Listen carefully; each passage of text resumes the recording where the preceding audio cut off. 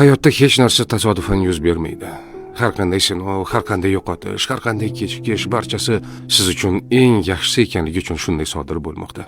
Ba'zan biz katta orzularimizga yetishamiz, lekin u bizga kutilgan baxtni olib kelmaydi.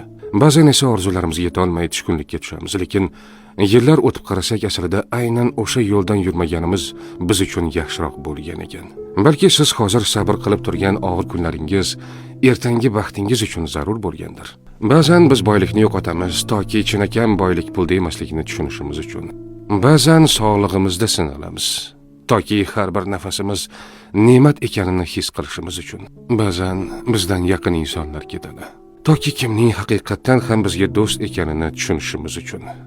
Ba'zan yo'limiz berkitiladi toki biz aslida yomon yo'ldan ketayotganimizni tushunib, to'g'ri yo'lga burilishimiz uchun.